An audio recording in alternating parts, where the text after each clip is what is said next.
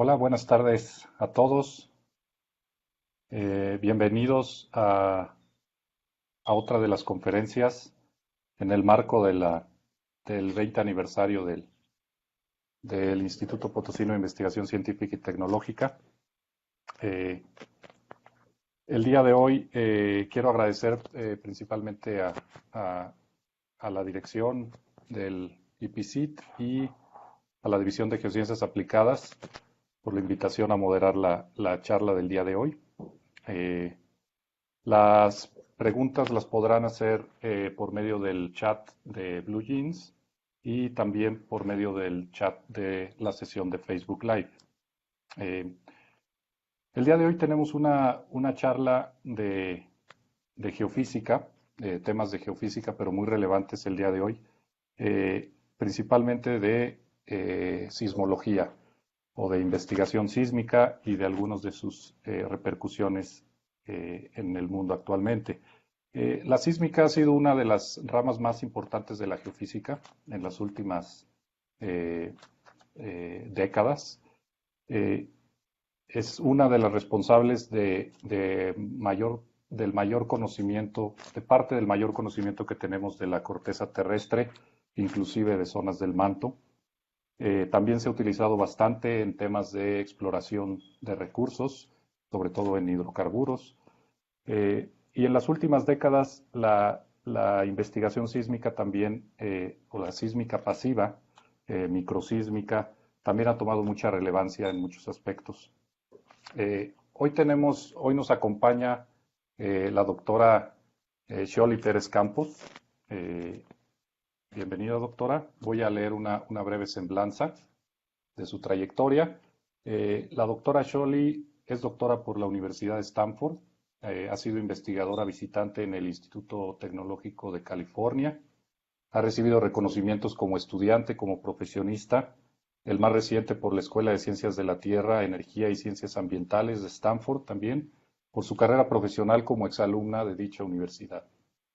Ha tenido una amplia y activa participación en mesas directivas de sociedades profesionales y de investigación, tanto nacionales como internacionales, y actualmente es investigadora del Instituto de Geofísica de la UNAM, así como profesora de la Facultad de Ingeniería y del posgrado en Ciencias de la Tierra, y también es coordinadora del Servicio Sismológico Nacional.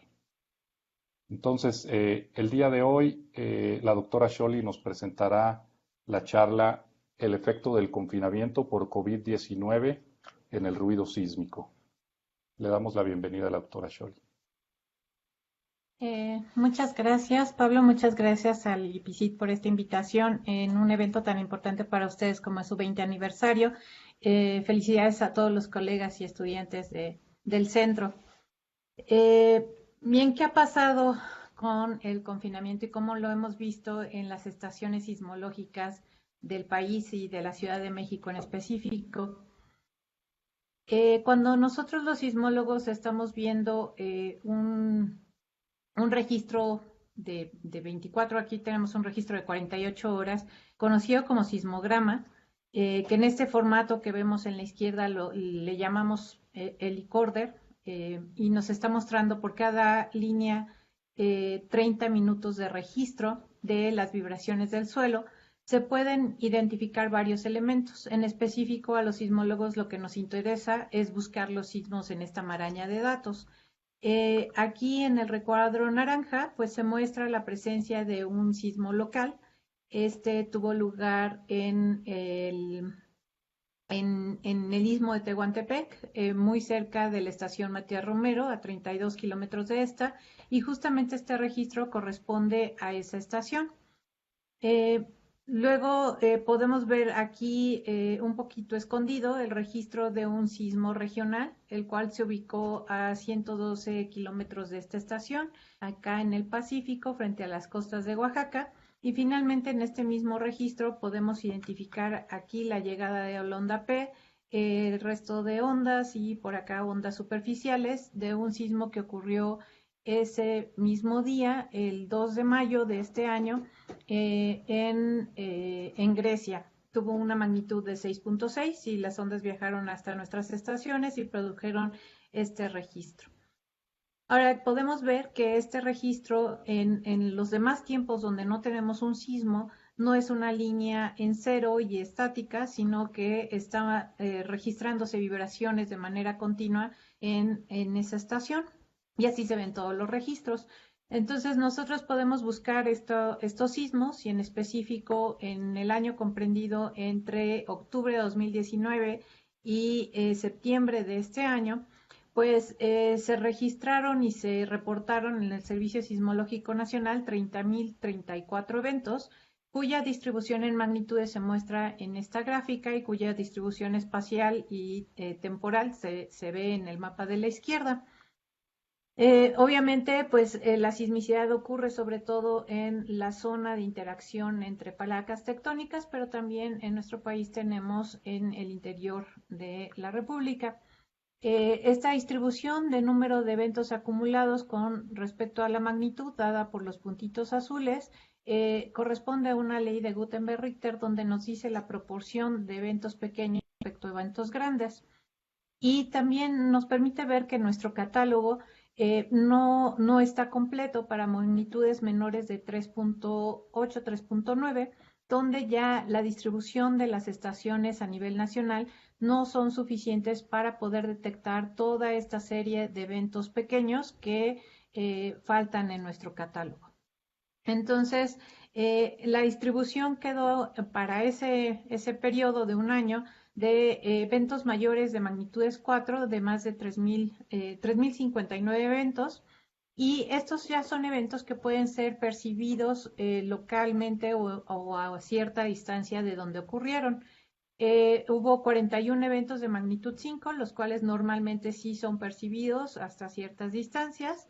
Y en especial hubo 4 de magnitudes mayores a 6 en ese lapso de tiempo y uno de magnitud 7, el cual experimentamos el 23 de junio, cuya localización se muestra en el mapa de la derecha. Y este sismo, que tuvo magnitud 7.4, pues fue percibido ampliamente en el centro sur de la República Mexicana.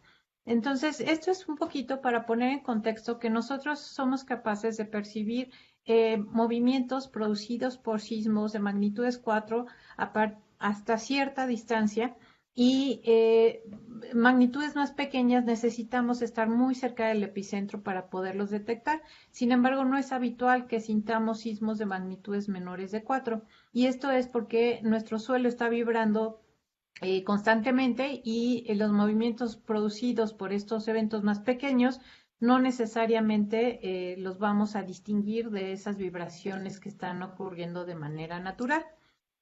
Entonces, vámonos con este concepto de lo que es el ruido. En general, nosotros definimos la palabra ruido como algo que nos estorba, que nos molesta, que no nos interesa. Y en términos de ruido sísmico, pues se refiere a todas esas señales que no corresponden a vibraciones provocadas por sismos, terremotos, temblores. Y estas pueden tener diferentes orígenes. Uno puede ser un ruido instrumental. Los equipos finalmente tienen algunas partes mecánicas, las cuales se dilatan y comprimen y esto produce vibraciones en el registro. Otra puede ser un ruido con origen de meteorológico, por ejemplo, cambios de presión o cambios de temperatura provocan esas dilataciones y compresiones en los elementos de los instrumentos y esto puede llegar a producir esas vibraciones que se observan en los registros. Otro de origen meteorológico es, por ejemplo, cuando tenemos huracanes y hay fuertes vientos. Esto provoca también que haya una modificación en el oleaje y este golpeteo de las olas en el fondo marino también genera energía que es transmitida por el interior de los continentes y es registrada en nuestras estaciones sismológicas. El viento que está moviendo elementos como árboles, postes, edificios, lo que sea, pues también provoca que esas vibraciones sean transmitidas por el interior de la Tierra y registradas en nuestras estaciones sismológicas. Y de lo que trata esta charla, que es el ruido cultural o el ruido antropológico, que es decir, son vibraciones cuyo origen está relacionado con la actividad humana. Entonces, lo que están viendo en el video, pues es la Ciudad de México y es una fuente constante de este tipo de vibraciones con todo el tránsito vehicular, el paso de peatones, maquinaria que puede estar operando, etcétera. Ahora, este ruido de estas señales que parece de no ser de interés en general para el sismólogo se ha convertido de alto interés para los sismólogos. Se ha observado que este ruido permite monitorear el paso de huracanes y con este se vuelven también útiles para el monitoreo de flujos en sedimentos.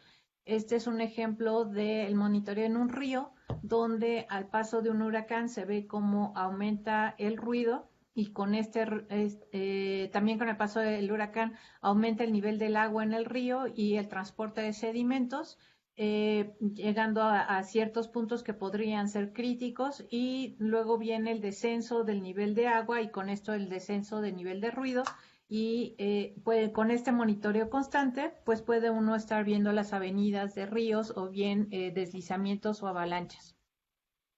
También hay trabajos que han buscado el monitoreo de nivel de acuíferos y esto lo hacen con el ruido, ven cambios en la velocidad de transmisión de las ondas en la zona de acuíferos y ven cómo este está relacionado con los cambios en la presencia, en los niveles del acuífero. En sismología se usa mucho el ruido para determinar la estructura interna. Aquí hay dos ejemplos de dos trabajos. Uno corresponde a la izquierda abajo a la determinación de la estructura interna del volcán Colima, utilizando solamente datos de ruido o ruido sísmico. Y el de la derecha que corresponde a la determinación de la estructura cortical y de la placa de Cocos en la zona centro-sur de México. Entonces aquí lo que se hace es que se toman señales de ruido de dos estaciones y se hace la cross correlación de esas dos señales para determinar la función empírica de Green entre ellas y con esto la función de Green entre ellas y con ello la estructura que hay entre esas dos estaciones. Pero, bueno, esas son utilidades que se le ha dado y otra forma de ver un ruido que pues no tiene mayor utilidad que la diversión es esta. Lo que ven arriba a la derecha es el mapa de Ciudad Universitaria de la UNAM. Se observa la ubicación del Estadio Olímpico y aquí donde está el puntito rojo se puso un sismómetro y por otro lado aquí en el otro puntito rojo a la derecha es la ubicación de una estación sismológica que se llama CUIG. Y lo que ven es un día de un partido de fútbol entre Pumas y Boca Junior hace algunos años. Y lo que pueden ver es la duración del partido está marcada en verde aquí en la señal. Este sería el sismograma correspondiente a ese día, unas cuantas horas antes y durante el partido. Y lo que pueden ver es unos picos por ahí. En específico, aquí está encuadrado en azul la señal que se observa en esta gráfica y en rojo la que se observa en la derecha, la señal en rojo. Y en la que está en azul, como pueden ver, no hay nada, está aburrido, la gente está tranquila en el estadio, mientras que en la que está en rojo, la gente se emociona tras un gol de los Pumas y viene una porra de esas en las que la gente se pone a saltar y empieza a cantar cómo no te voy a querer y hay todo un ritmo que hace que en sincronía todo el público esté saltando al unísono y que el estadio esté vibrando y que esa energía que se produce en el estadio sea transmitida por toda esta zona de Ciudad Universitaria y sea registrada aquí en esta estación sismológica. A lo que ven a la derecha abajo es un espectrograma. Esto es una gráfica de frecuencia en el eje X, en este caso, contratiempo en el eje Y nos está mostrando el contenido de energía que tiene esa señal en el tiempo y en la frecuencia. Entonces se puede distinguir cómo en esta sección del espectrograma no hay tanta energía y en las otras partes del espectrograma hay más energía denotada por los colores más cálidos.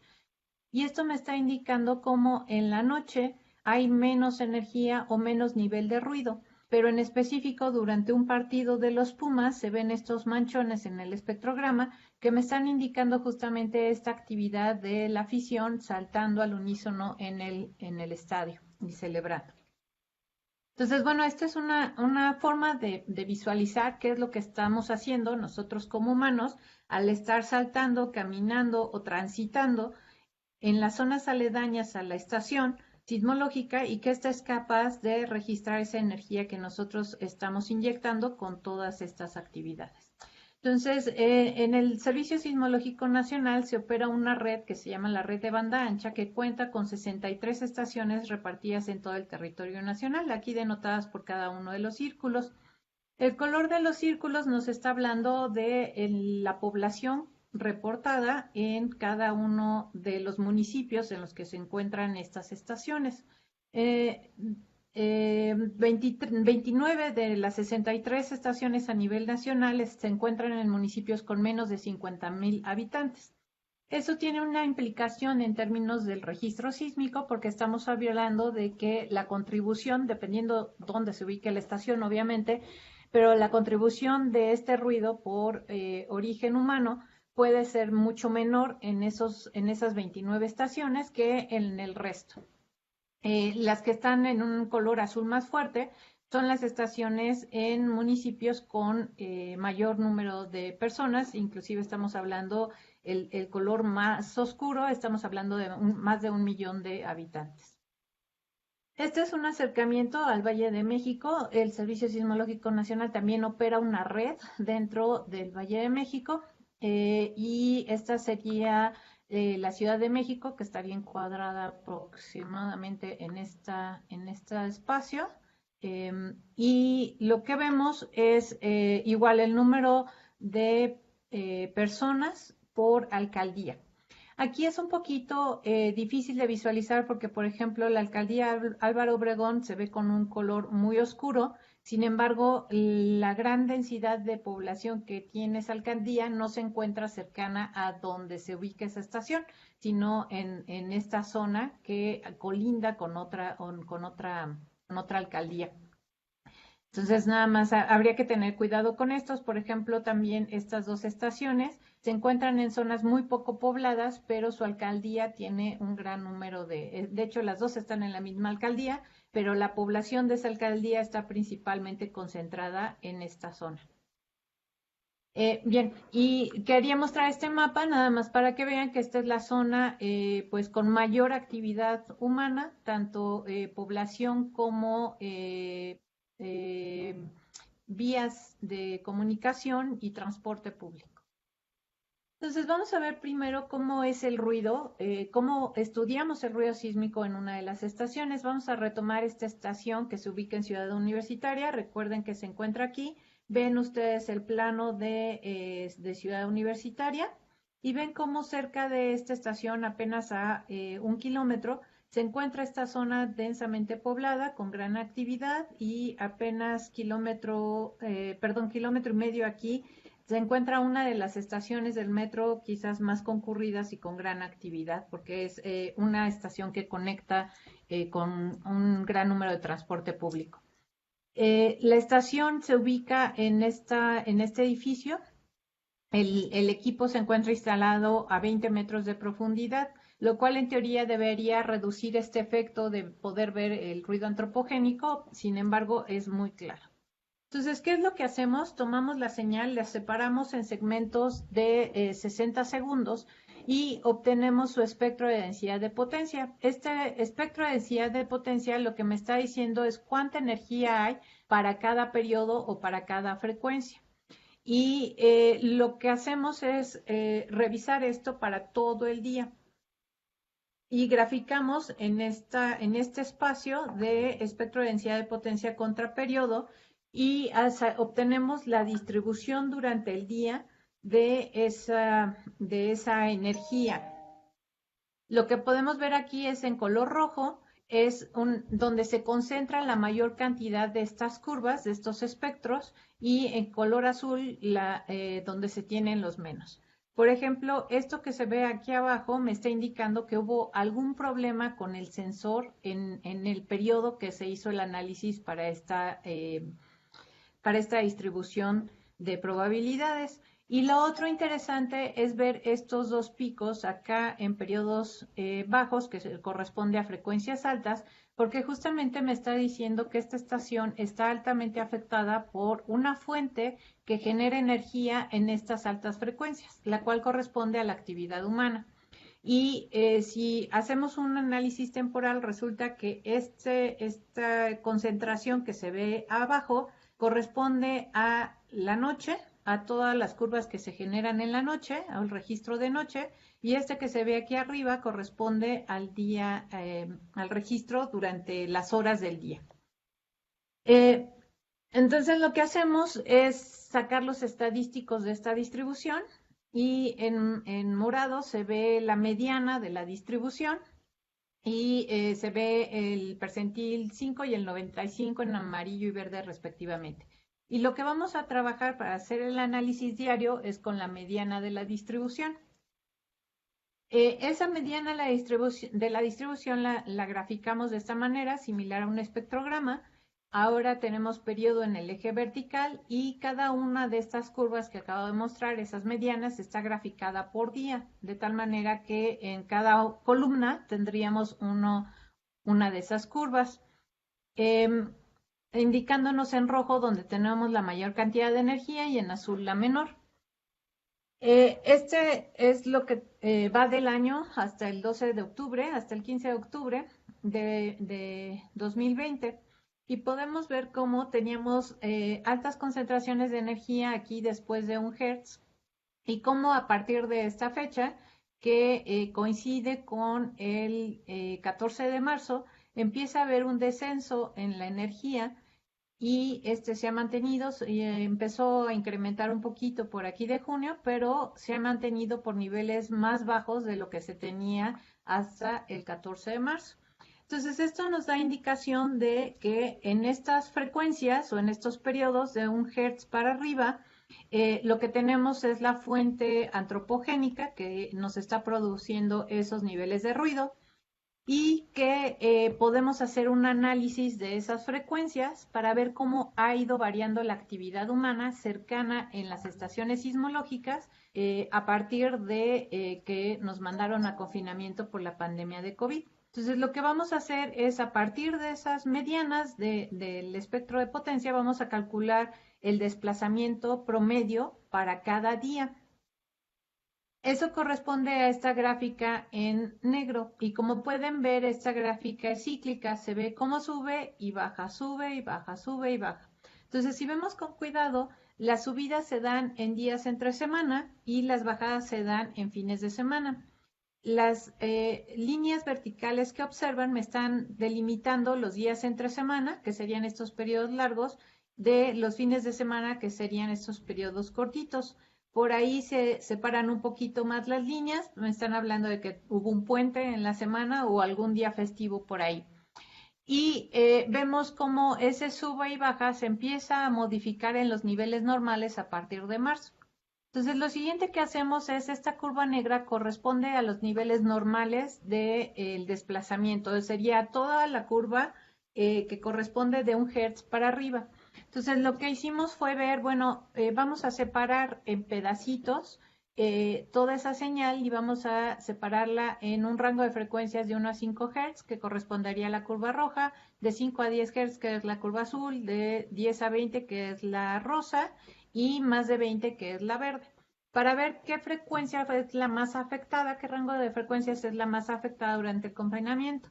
Y lo que vimos es que en este rango de 1 a 5 Hz es donde se da el cambio más importante, más significativo, y por lo tanto nos quedamos analizando solo ese rango de frecuencias para ver cómo se comportó el desplazamiento o las vibraciones en las estaciones sismológicas. Entonces, aquí ponemos como referencia el año anterior, estamos todavía trabajando con esa misma estación, ponemos como referencia el 2019, que está en gris, ¿no? Y se completa hasta el 31 de diciembre del año pasado, y encima ponemos en negro lo que va de este año. Y vemos cómo hay una gran diferencia en el comportamiento a partir de marzo con respecto a lo que ha habido este año, o con respecto a lo del año anterior, perdón. Entonces lo que hacemos es tomar como nivel base el promedio del 2019 para todos estos días entre semana y días hábiles. Y esa mediana, que corresponde a esta línea magenta, la consideramos como el nivel ruido base para cada estación. Y entonces, en vez de de ver el cambio en términos absolutos, lo vemos en términos de porcentaje. Cada estación va a reducir un porcentaje de acuerdo a este nivel base determinado a partir de este promedio del año 2019. Entonces, aquí está todo el historial del año 2019 hasta marzo de este año. Vemos cómo se comporta de manera regular esta estación dentro de Ciudad Universitaria, sube y baja, altos durante los días entre semana, bajos en el fin de semana, aquí denotado en fondo en azul, y vemos ciertos momentos interesantes en el año. Se ven los días santos, ¿no? Aquí en amarillo, como en Ciudad Universitaria no hay ninguna actividad. Se ve como en las vacaciones administrativas, que son 3 semanas en julio, pues hay muy poca actividad, quizás comparable a lo que hay en sábados de manera habitual. Y como en las vacaciones de Navidad, que también son 3 semanas, en la primera semana todavía trabajamos y nos sentimos culpables para ponernos en orden, pero ya la segunda y la tercera semana de vacaciones sí dejamos de ir y alcanzamos niveles por abajo de un sábado habitual. Lo otro que se ve en esta gráfica son estas curvas, y estas curvas corresponden a los periodos donde terminaron las clases y solamente hay actividades de investigación o quizás algunas otras relacionadas con estudiantes, pero son mínimas. Y después de vacaciones viene periodo de inscripciones, pero todavía no hay clase, y cómo inicia las clases, ¿no? Aquí convendría hacer el análisis de, siempre he tenido la teoría de que la primera semana van todos los estudiantes y ya después dejan de ir, entonces valdría la pena hacer el análisis de estos picos si es de manera regular que se presenta. En fin, y esto fue hasta la primera semana de marzo. El comportamiento pues se veía como cualquier otro año, bastante habitual. Tomamos entonces ese nivel base y así es como se ve la distribución en las estaciones. Tenemos estaciones muy ruidosas como Mexicali o como las estaciones que están dentro de Ciudad de México. En un acercamiento podemos ver que las estaciones más ruidosas justo se encuentran en esta región donde tenemos una mayor densidad de avenidas y de edificios comerciales, etcétera. Una gran actividad en la zona centro de la ciudad y mucho transporte público. Luego vemos otras zonas, por ejemplo, acá en el noreste del país, con muy poco nivel de ruido en ese rango de frecuencias de 1 a 5 Hz. Y si nos vamos a un análisis de la distribución de estas estaciones con respecto a la ubicación en términos de la población, vemos que todas estas estaciones que se encuentran en centros con poblaciones menores de 50,000 personas, que son esas 29 estaciones que les comentaba, pues son las que tienen el nivel de ruido más bajo en ese rango de frecuencias. Mientras que si nos vamos a estas otras que se encuentran en municipios o alcaldías con más de 50,000 personas, pues son las que mayor nivel de ruido tienen. Cabe mencionar que las que están aquí marcadas con el círculo negro más fuerte corresponden a estaciones dentro de la Ciudad de México y son las que tienen quizás los niveles más altos de ruido. Hay otras como estas que seguramente están cercanas a zonas o municipios con un gran número de población. Sin embargo, deben estar ubicadas lejos de donde se encuentra la concentración de personas, ¿sí? Y deben estar a las afueras de la ciudad o en algún otro lugar, y por eso el nivel de ruido es mucho más bajo.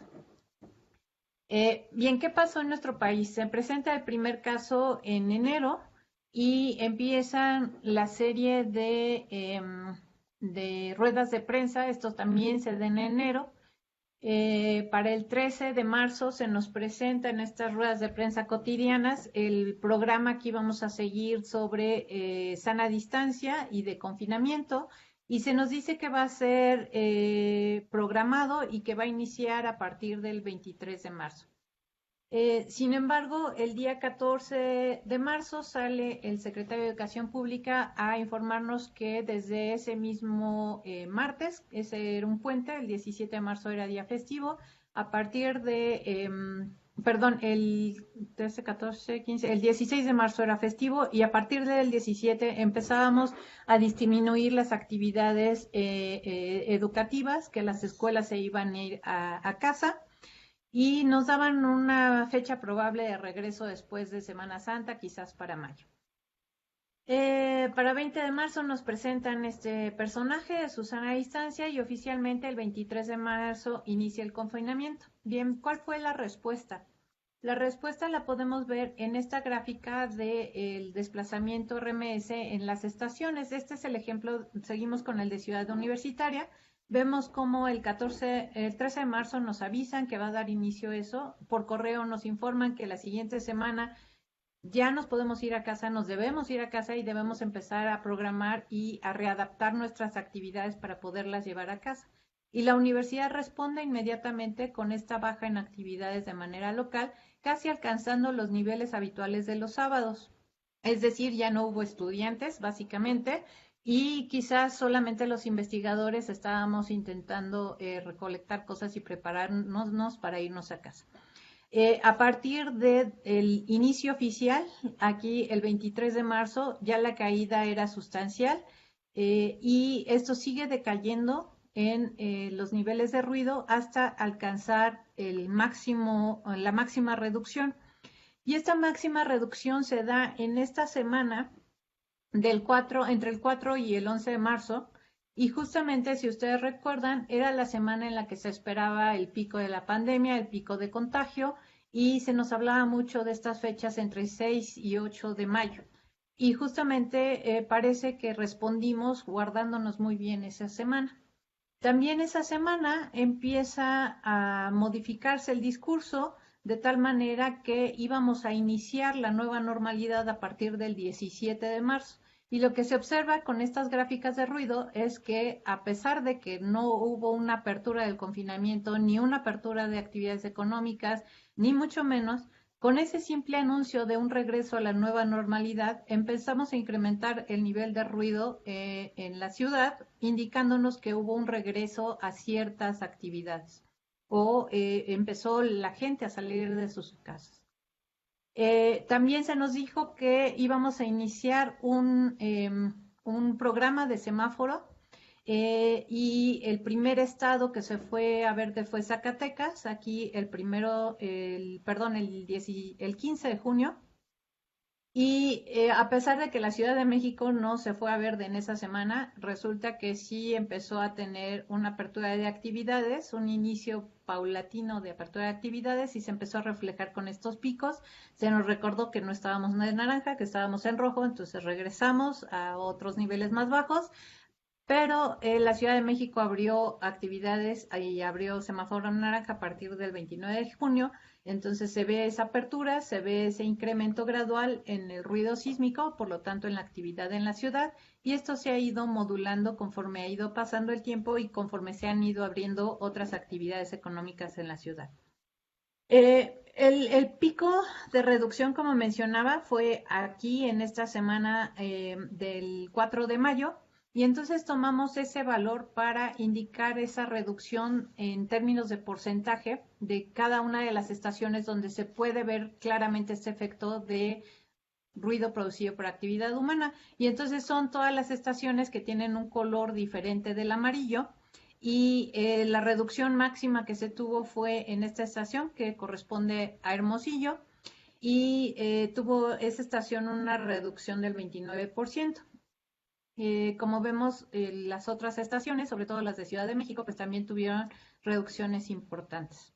Este es el comportamiento general para Ciudad de México. Lo que ven en gris es las curvas de desplazamiento para todas las estaciones dentro de la Ciudad de México. Aquí ya están referidas todas a ese nivel base, por lo tanto vemos reducciones en términos de porcentaje y la línea negra corresponde a la mediana de todas estas curvas. y están marcados los diferentes eventos que se han estado dando en el tiempo, como la apertura de diferentes actividades económicas en la ciudad y que nos pueden llevar a mapear estos subes y bajas que se observan, en particular, por ejemplo, los parques de diversiones que se abrieron aquí a finales de septiembre, principios de octubre, y que sí representó un incremento en estos niveles de ruido. Esta sería la distribución de los niveles bases de ruido en la ciudad. Como les comentaba, está principalmente concentrado en esta zona centro, con mayor cantidad de vialidades y de transporte público. Y vemos como la reducción en términos de porcentaje, que es el mapa de la derecha, también se da más fuerte en esta zona, de igual manera en la zona centro de la Ciudad de México. Para otras ciudades, pues el comportamiento es similar. Aquí pues se aglutiné varias ciudades de la República donde se puede ver este comportamiento cíclico que nos indica la actividad humana y este decaimiento que se presentó durante el confinamiento. Y cada ciudad tiene diferente respuesta. Aquí seleccioné quizás las más representativas. Una muy interesante es Hermosillo, que está arriba a la izquierda, en donde no tengo datos para estas primeras semanas para ver cómo se dio la reducción, si fue de manera paulatina o violenta. Sí vemos que es la que más reducción alcanza en 29%, pero también de las que regresan más rápido a los niveles habituales de actividad. Y si recuerda uno, por estas fechas hubo un anuncio de que Sonora estaba saliéndose un poquito de los niveles y que tenía que volverse a confinar, y la respuesta de la población, al menos en Hermosillo, fue muy rápida, de tal manera que regresaron a niveles de 20% de reducción de la movilidad o de actividad humana registrada con esto, de esta manera. Hay otras ciudades interesantes, como lo es Irapuato y Zacatecas. Zacatecas es el primer estado en irse a verde, perdón, de irse a naranja, y vemos esa reducción, los mínimos en las mismas fechas, y vemos cómo está modulado seguramente por los discursos locales de aperturas y confinamientos. Lo mismo pasa en Yucatán. La Paz es un caso interesante porque regresó a los niveles habituales de manera mucho más lenta que Hermosillo, eh, pero se ha mantenido ahí, no ha ido bajando. Morelia se encuentra la estación en el campus de la UNAM, entonces no está en el centro de la ciudad, pero al menos en la zona de campus vemos que ha estado completamente baja la actividad. Y así otras ciudades como Tuxtla Gutiérrez, que se ve esa modulación, y ya han regresado a los niveles normales. Aquí los porcentajes máximos de reducción, como mencionaba, Hermosillo es el que ha alcanzado un nivel más alto en la reducción del nivel de ruido. Quizás en promedio el Ciudad de México fue 11%, 11.8%, entonces equiparable con otras ciudades. Aquí está la distribución en términos de las estaciones en el país. Como mencionaba, la mayor reducción aquí en Sonora, en Hermosillo. Y bueno, un problema es que no tenemos estaciones en las ciudades, en todas las ciudades más importantes del país, como para ver la evolución. Por ejemplo, hubiera sido muy interesante ver la de Guadalajara. Tijuana es muy interesante, no se las presenté en términos de gráficas, pero se ve como rápidamente regresó a los niveles altos de ruido. A raíz de esto, pues han sucedido cosas curiosas. Una de ellas en Zacatecas. En Zacatecas se tiene la estación dentro de la ciudad, aquí está ubicada, pegada al campus universitario y pegada a un hospital. Y a raíz de junio se empezó a recibir el reporte de sismos que eran percibidos por la población. Entonces aquí vemos la lista de sismicidad en Zacatecas, en esa región, y vemos que inicia esta secuencia o este reporte el 13 de junio con un evento de magnitud 2.3 que fue percibido por la población. Previo a eso, sí hay otros eventos en esta región, aquí al norte de la estación, que coincide con ser una zona minera y que hubo alguna actividad en 2019, en abril de 2019, hubo otra actividad en 2017 y hay otra en 2015. Aquí el asunto es el tamaño de los sismos reportados. Son eventos muy pequeñitos que se han podido distinguir, no solamente han sido percibidos por la población, a pesar de tener magnitudes tan pequeñas, menores de 3, sino que también los analistas los han podido ver de manera más clara en las señales. Lo que vemos aquí arriba, estos tres paneles corresponden a dos eventos. Ambos tienen magnitudes de 1.2, que son muy pequeños, y los vemos en el registro de arriba, corresponden al 27 de enero, que es un día ruidoso, o un día de ruido normal a principios de año, y el de abajo corresponde al 21 de junio. Resulta que este evento del 27 de enero, pues los analistas no lo habían visto en su revisión rápida de las señales, pues es un sismo tan pequeño que no se habían percatado que estaba. Y lo que se hizo es que a partir de saber que en esta zona se tienen este tipo de eventos pequeñitos, lo que se ha estado realizando en estos días es una búsqueda a pasado de todos esos eventos que pueden estar ocurriendo en esta región, en una zona donde seguramente tenemos fallas activas, como sugiere esta imagen de satélite, y que seguramente debe estar dominada por este tipo de actividad sísmica, que son sismos de magnitudes pequeñas y que se deben estar presentando con mucha mayor frecuencia de la que se está reportando, pero que al tener el registro con tanto ruido y la población estar tan habituada a las vibraciones propias de la ciudad, que no les es tan fácil distinguir esos golpeteos que producen estos sismos pequeñitos. Entonces, el tener esta reducción de ruido tan importante que se tuvo en Zacatecas, pues permitió a la población el empezar a sentir estos sismos pequeños, el estarlos reportando al sismológico y que nosotros pudiéramos ver esta sismicidad que se hubiera pasado de largo al analista de no ser por estos reportes, y que ahora nos está permitiendo hacer un análisis en retrospectiva para identificar estos sismos pequeños y eventualmente poder caracterizar la actividad en estas fallas locales. Ahora, no solo han sido los instrumentos, como mencionaba, pues la gente también ha percibido estos eventos pequeños, pero también algunos eventos grandes o, bueno, moderados, que no necesariamente son tan percibidos a grandes distancias. Por ejemplo, el 6 de junio ocurrió, perdón, 6 de abril ocurrió un evento de magnitud 5 aquí en las costas de Guerrero. Y este tipo de eventos es común en la región, y es común que se sientan en la Ciudad de México, pero sobre todo se sienten en la zona del lago, donde las ondas son amplificadas. Y junto con la Universidad Autónoma de Nuevo León tenemos un sistema que se llama Sintió un Sismo, donde la gente llena encuestas y nos dice cómo lo sintió. Para este sismo del 6 de abril, se recibieron 114 encuestas distribuidas como se ve en la figura aquí en los puntitos de colores, indicándonos las intensidades con las que lo sintieron, y lo que ven de fondo de color verde o colores rojos en amarillos por aquí en la zona epicentral corresponde al sismo de intensidades generado por la Unidad de Instrumentación Sísmica del Instituto de Ingeniería. Entonces vemos cómo en esa zona, pues se debió haber sentido, en la zona de la Ciudad de México, se debió haber sentido muy leve. De hecho, generalmente estas vibraciones no son percibidas, pero pues en este caso sí la gente lo reporta como un movimiento leve. En algunos casos ligero, porque deben estar en la zona del lago. Y si lo comparamos con otros eventos que no han ocurrido tan lejos en tiempo, que eso quiere decir que la gente está familiarizada ya con esta herramienta y que tienen distancias aproximadamente similares a la Ciudad de México, con magnitudes similares a las de este evento, pues vemos que el número de encuestas recibidas y la distribución de ellas es mucho menor que para el evento que se dio este año.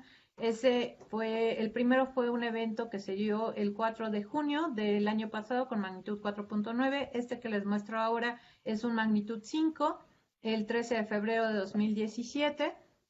el número de encuestas es menor. Y finalmente este otro que prácticamente es en la misma zona, con magnitud 4.9 de 2016 y que también el número de encuestas es casi una tercera parte de las recibidas este año. Entonces esto nos está indicando que la gente estuvo más sensible al movimiento de estos sismos en ese periodo donde el ruido sísmico estaba prácticamente en sus niveles más bajos. Entonces, para cerrar, el ruido sísmico en frecuencias mayores de 1 Hz nos está reflejando la actividad humana. En las ciudades de nuestro país, estos niveles decayeron como resultado del confinamiento por COVID. Ahora ya están restableciéndose a los niveles habituales en algunos lados, manteniéndose todavía bajos en algunos otros. La mediana de la reducción en general para todas las ciudades reportadas es de 9.7. En Ciudad de México en específico, la mediana fue una reducción de 11.7. Las estaciones con máxima reducción fueron en Hermosillo, Sonora, a nivel nacional, y en Ciudad Universitaria, a nivel Ciudad de México.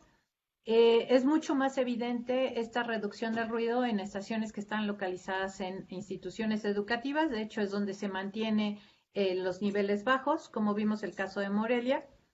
Y estos registros con bajos niveles de ruido pues han permitido identificar estas fases sísmicas o estos eventos pequeñitos que no nos habíamos percatado de ellos, que sí están ocurriendo de manera importante y que eventualmente nos van a llevar a una mejor caracterización de esas fallas locales, al menos en la estación, en la zona aledaña a la estación de Zacatecas.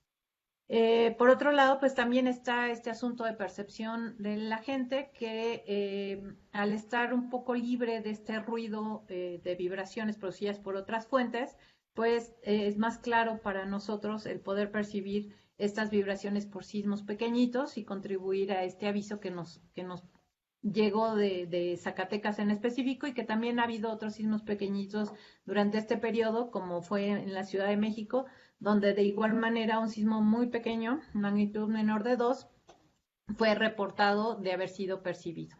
Y con eso concluyo mi charla y les agradezco nuevamente la invitación y estoy atenta por si tienen preguntas o comentarios. Muy bien, muchísimas gracias, doctora Scholli. Excelente charla.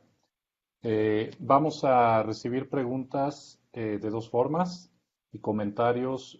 Puede ser la audiencia que está en Blue Jeans, puede escribir en el chat de la plataforma y también pueden escribirlas por Facebook. Entonces voy a buscar si hay preguntas ahorita.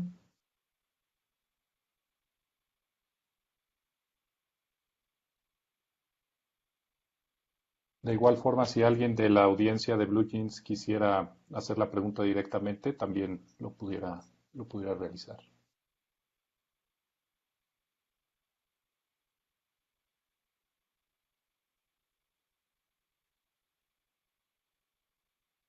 Bien, por ahora en el Facebook yo no veo ninguna.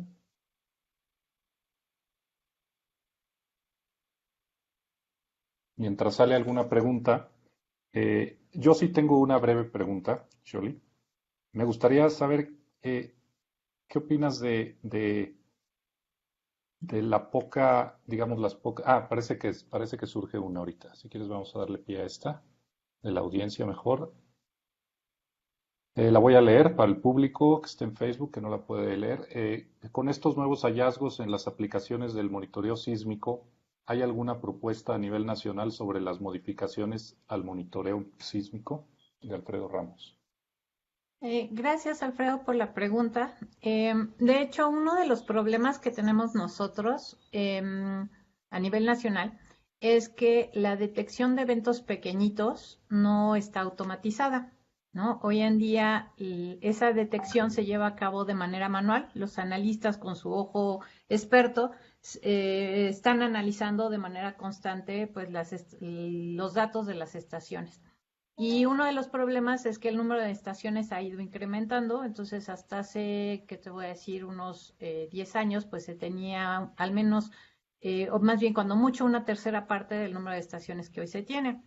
pero no son solo las estaciones que opera el servicio sismológico, sino que esto ha aumentado también porque estamos recibiendo datos de estaciones de otras instituciones. Entonces, pasamos de tener que analizar 20 estaciones a analizar 200 estaciones. Entonces, sí, el trabajo del analista se ha visto incrementado brutalmente.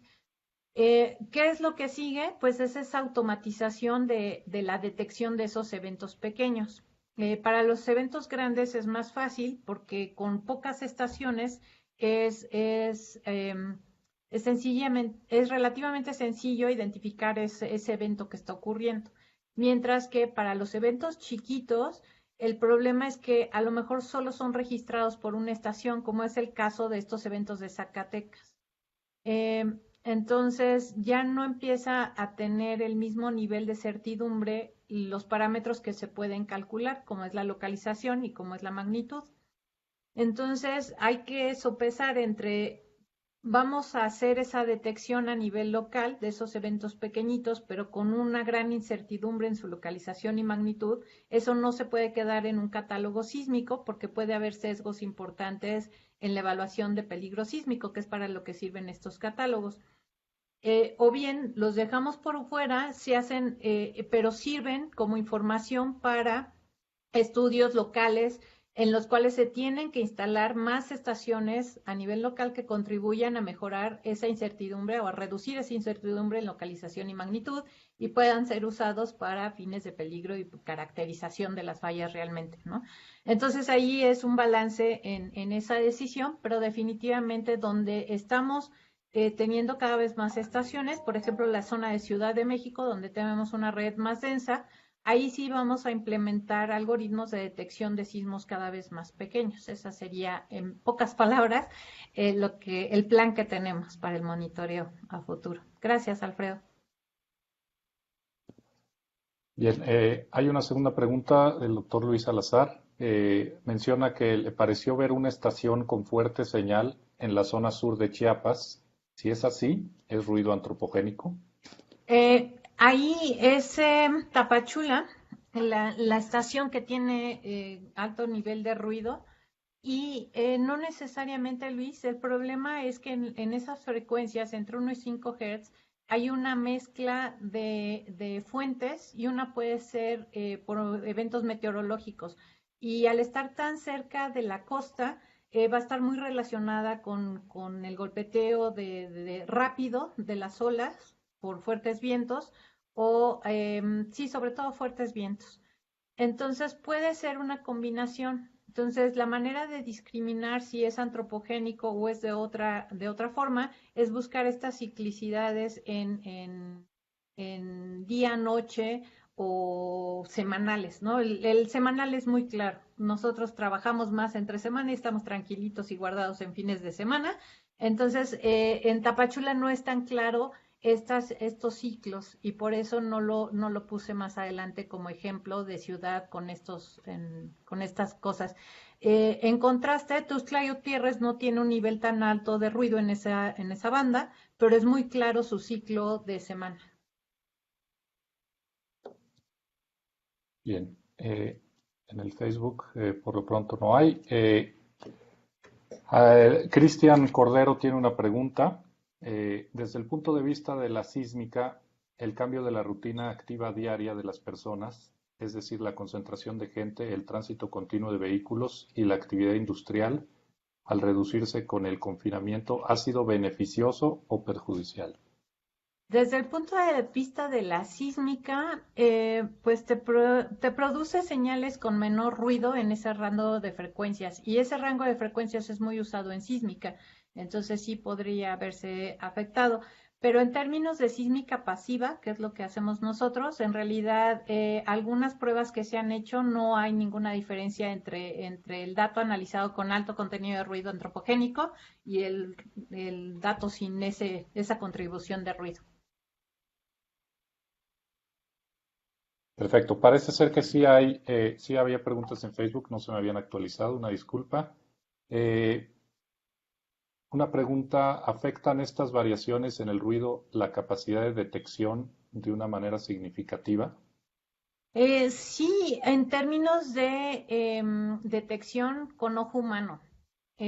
Con términos de algoritmo, depende del algoritmo. Si es es un algoritmo de detección basado en amplitudes, sí, sí afecta, pero si es un algoritmo basado en formas de onda, ese no afecta, ¿no? Entonces, ¿a qué me refiero? Yo puedo hacer una búsqueda de un patrón y ese patrón lo puedo encontrar habiendo niveles de ruido.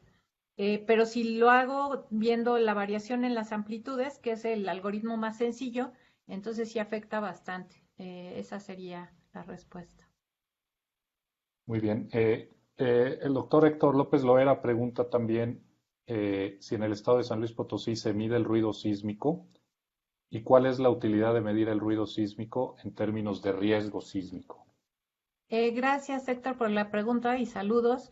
En el estado de San Luis Potosí, ahorita nosotros tenemos una sola estación que se encuentra en Río Verde. Está en proyecto y esperemos que pronto se instalen las estaciones del estado que está manejando o estaría manejando Protección Civil Estatal. Entonces, es en la única estación, en la de Río Verde, donde se mide el ruido o hay registro sísmico. El problema es que ese ruido antropogénico, pues no se puede ampliar no se puede decir que ese punto corresponda a todo lo que está pasando en el estado, ni siquiera a todo lo que está pasando en la ciudad, si acaso unos 5 kilómetros a la redonda. La utilidad de medir el ruido en términos de riesgo sísmico no es necesariamente en términos de riesgo sísmico, sino en términos de otros fenómenos. Como mencionaba, por ejemplo, medir el ruido en zonas donde puede ser propenso a avalancha o deslizamientos de tierra o corridas de agua puede ser importante porque sí se pueden diseñar alertamientos tempranos para ello. Em, Ahora, pensar en ruido sísmico, lo que estamos hablando es que es el registro continuo de las vibraciones. Entonces, no es que estemos buscando medir ese ruido de manera continua, sino que estamos midiendo las vibraciones de manera continua y eventualmente vamos a registrar un evento que es de nuestro interés como sismólogos. Entonces, el medir ese ruido de manera continua sí puede llevar un monitoreo de otros fenómenos. Bien. También por Facebook, el doctor Braulio pregunta si se han empleado estos datos de ruido sísmico para apoyar la información de movilidad de la población que tomen en cuenta las autoridades de salud. Gracias, Braulio, por la pregunta. No se han tomado en cuenta. Las autoridades se han basado en movilidad con base en aplicativos o en redes sociales o en dispositivos móviles. Lo que vemos con el ruido sísmico es no va a nivel de personas, sino va a nivel de comunidad. Creo que te permite ver cómo estamos respondiendo como comunidad y somos una comunidad sui generis porque a diferencia de otros países, pues tenemos problemas económicos que han llevado a que la gente salga a la calle y retome sus actividades. Entonces eso se puede ver con este monitoreo del ruido sísmico, ¿no? Creo que la parte fue muy interesante para mí ver el inicio, cómo fue este descenso y cómo como sociedad respondimos tan rápido al discurso y ahora cómo como sociedad nos seguimos modulando a ese discurso de cierra, abre, cierra, abre, cierra, abre y seguimos respondiendo a pesar de no tener medidas coercitivas como en otros países, ¿no? Eso para mí ha sido genial de estarlo observando. Bien, muchas gracias. Bueno, parece ser que de la audiencia ahorita no hay alguna otra. Mientras voy a continuar con la que me quedé pendiente. A mí me interesaría saber, Shioli, si aquellos sismos que se presentan, por ejemplo, en el caso de Zacatecas, o algunos en Nuevo León, por ejemplo, si pudieran estar ligados en el caso de Zacatecas tal vez a voladuras de grandes minas a cielo abierto que hay por ahí. Y en el caso de Nuevo León, por ejemplo, aunque sé que hay pocas estaciones en el noreste, que ese es quizá tema de otra charla, eh, al, a fracturamiento hidráulico, que ha sido muy utilizado inclusive en Estados Unidos este tema, ¿no? ¿Qué opinas al respecto?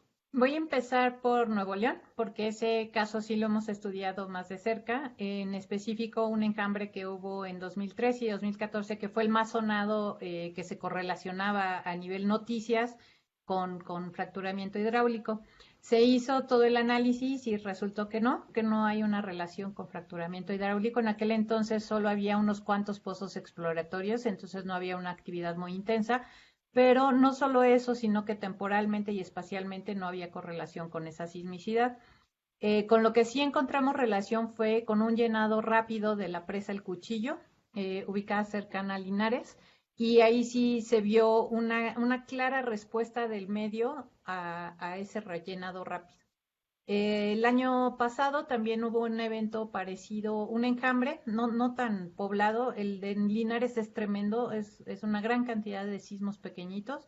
El del año pasado fue en Nayarit en 2019, a principios, finales de 2018, inicios de 2019, y ese acabamos de terminar el estudio y está relacionado con la presa La Yesca, pero es un efecto muy retardado, tiene que ver con difusividad de poro y es mucho más lento que una transmisión directa de esfuerzos.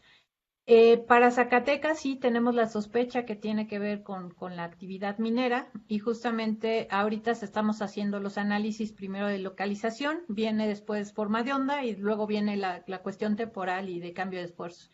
Pero es justamente esa detección con estos niveles bajos de ruido que nos permitió ver que en esa zona hay muchos más eventos de estos esporádicos que se veían y que vale la pena analizar y ver si hay una correlación con la actividad minera para poner la atención en eso, ¿no?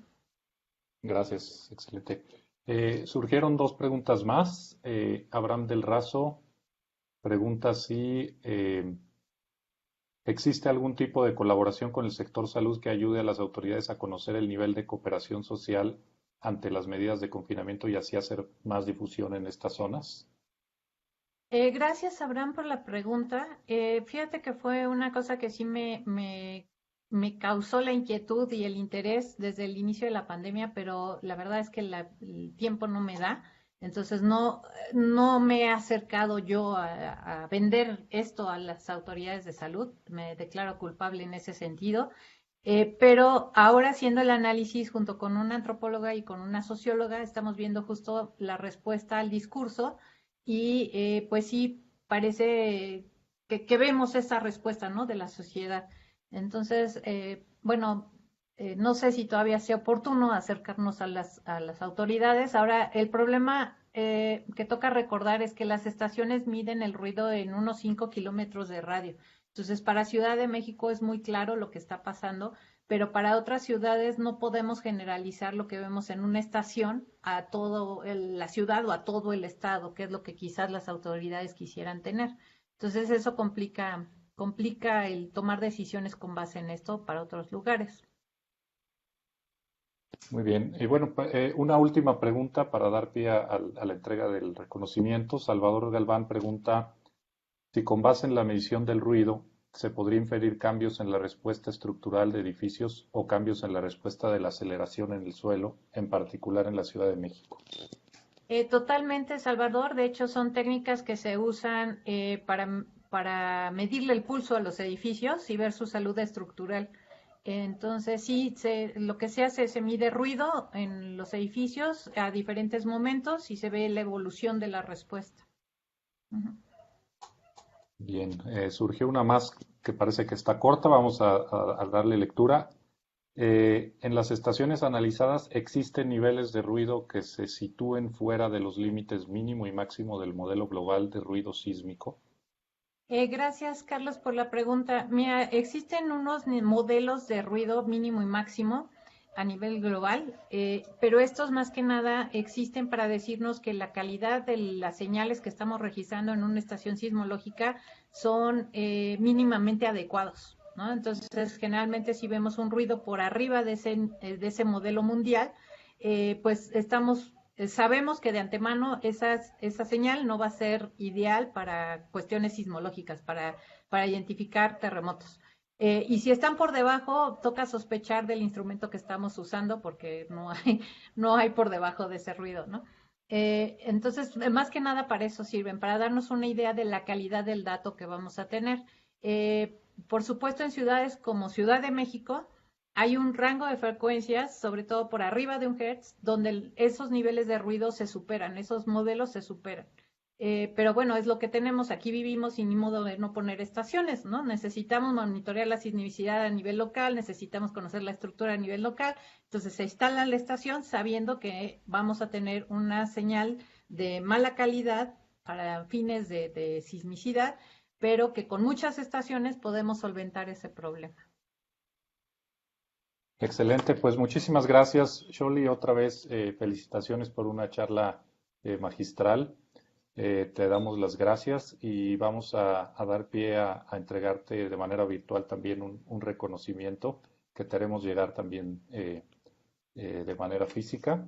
Ahorita está en pantalla. Me voy a dar permiso de leer. Dice, el Instituto Potosino de Investigación Científica y Tecnológica, AC, otorga el presente reconocimiento a la doctora Sholi Pérez Campos por haber impartido la conferencia plenaria El efecto del confinamiento por COVID-19 en el ruido sísmico. Y firman el doctor Luis Antonio Salazar Olivo, director general del IPICIT, y el doctor Marcial Bonilla Marín, secretario académico. Muchas gracias, Sholi. Vamos a dar pie le vamos a dar ahora ceder la palabra. No sé si gustas decir algo más. Pues muchísimas gracias por la invitación, sobre todo en este momento tan especial para ustedes y felicidades a todos los colegas y a todos los estudiantes, parte del IPICIT. Muchas gracias. Gracias otra vez. Y bueno, voy a cederle la palabra al doctor Luis Salazar Olivo, director general del IPICIT, para que continúe con la entrega de reconocimientos.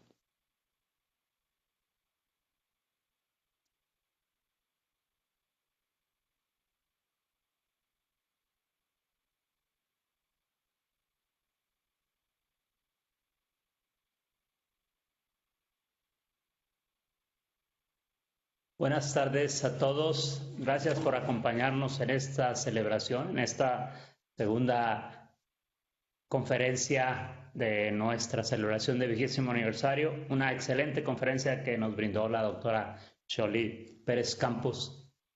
Y una muestra también de cómo los científicos mexicanos adaptan sus líneas de investigación a las necesidades o a las vicisitudes por las que atraviesa nuestra sociedad. Gracias, doctora Pérez Campos, por su interesante charla.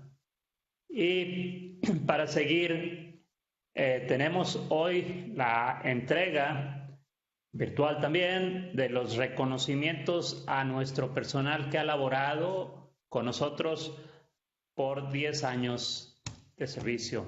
Y quisiera entonces, me voy a permitir mencionarlos, todos aquellos que reciben su reconocimiento el día de hoy por esos 10 años de labores. Tenemos primero a Juan Pablo Rodas Ortiz, técnico titular C en la División de Ciencias Ambientales, en donde además de trabajar eficientemente, Juan Pablo ha también aportado mucho en su participación en los cuerpos colegiados de la institución. Juan Pablo, muchas gracias por tus 10 años de labor y esperemos que todavía haya muchos por delante con la misma calidad. Entregamos también al doctor Miguel Ábalos Borja, investigador titular C en la División de Materiales Avanzados, quien también ha sido jefe de esta división y ha desempeñado un importante papel impulsando el desarrollo de uno de nuestros laboratorios nacionales, del INAN. Felicidades, Miguel. Gracias por tu trabajo. En la misma División de Materiales Avanzados se desempeña el doctor José Luis Sánchez Llamazares, quien también es investigador titular C y quien desarrolla una importante línea de investigación en materiales magnéticos. José Luis, muchas gracias por tu trabajo y que vengan muchos años más de este. Gracias.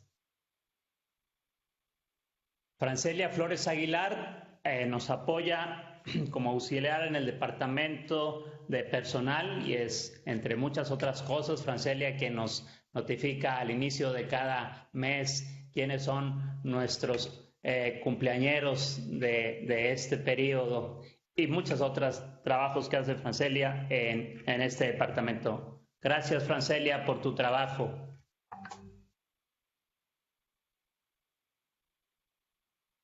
María del Rocío Perales Ruiz se desempeña en el área de comunicación social, haciendo labores de diseño gráfico y apoyando en la difusión de nuestro trabajo a la sociedad de muchas otras maneras. Rocío, te agradecemos mucho tu trabajo, sinceramente, y que siga tu actividad por muchos años más. Gracias.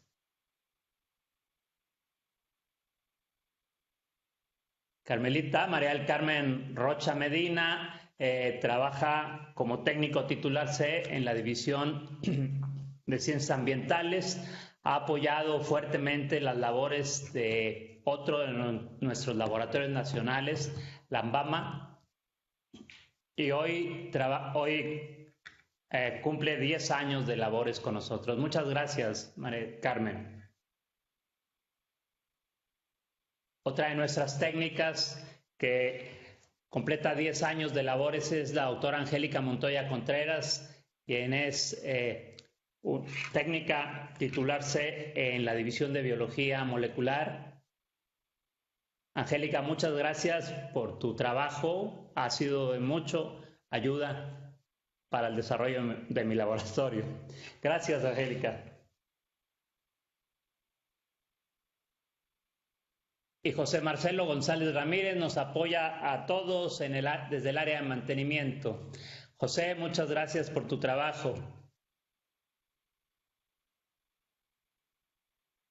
El último de los reconocidos, pero no el menos, en este paquete de trabajadores que cumplen 10 años de labores, es el doctor Luis Felipe Cházaro Ruiz. Él es investigador titular A en la División de Ciencias Ambientales. Y también, además de cumplir sus labores académicas, ha participado muy atinadamente en diversos cuerpos colegiados de la institución. Ha sido coordinador académico de la misma División de Ciencias Ambientales. Muchas gracias por tu labor, Felipe.